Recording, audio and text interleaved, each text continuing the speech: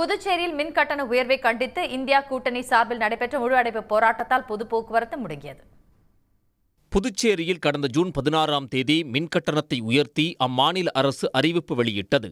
அதன்படி வீட்டு உபயோகத்துக்கான மின் பயன்பாட்டில் 100 முதல் 200 யூனிட் வரையில் யூனிட்டுக்கு 4 ரூபாய் கட்டணம் உயர்த்தப்பட்டது. இதற்கு எதிர்ப்பெழுந்த நிலையில் மின்கட்டண உயர்வை கண்டித்து இந்தியா கூட்டணி கட்சிகள் சார்பில் கடந்த 2ஆம் தேதி ஊர்வலம் மற்றும் ஆர்ப்பாட்டம் நடத்தப்பட்டன. தொடர்ந்து புதுச்சேரி முழுவதும் முழு அடைப்பு போராட்டம் நடைபெற்றது.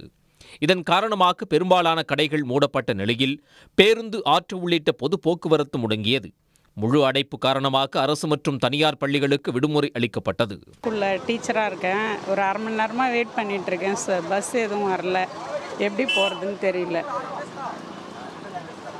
கொஞ்சம் கஷ்டமாக இருக்குது பஸ் இல்லாமல். பஸ்ஸுக்கு ரொம்ப நேரம் வெயிட் பண்ணிகிட்டு இருக்கேன், பஸ் கிடைக்கல. இங்கே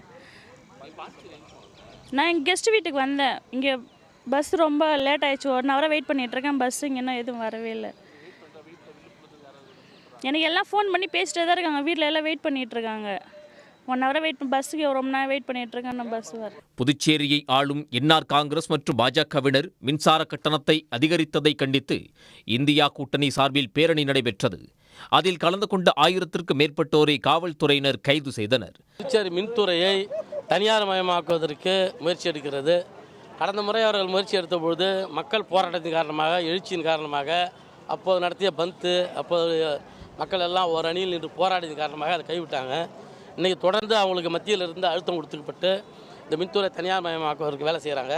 அதற்கு ஒரு கட்டமாக பிரைவேட்டுக்கிட்ட கொடுத்த பிறகு மின் கட்டணத்தை ஏற்றினா பிரச்சனை வரும்னு சொல்லிட்டு இவங்களே அளவுக்கு அதிகமாக இன்றைக்கி மின் கட்டணத்தை ஏற்றுறாங்க. ஒரு கிலோவாட் 70 ரூபாலேருந்து 200 ரூபா மாற்றிருக்காங்க. மிகப்பெரிய அளவில் மக்களுக்கு இது அநியாயமான ஒரு வரி விதிப்பாக இருக்குது. வீட்டு வாடகை 2000 ரூபான்னா கரண்ட் பில் 4000 ரூபா கட்டக்கூடிய ஒரு நிலைமை ஏற்பட்டுருக்குது. இதை கண்டித்து தான் நீங்கள் பந்த் நடத்தினீங்க. பந்த் காரணமாக கடலூரிலிருந்து புதுச்சேரிக்கு இயக்கப்படும் பேருந்துகள் நிறுத்தப்பட்டன.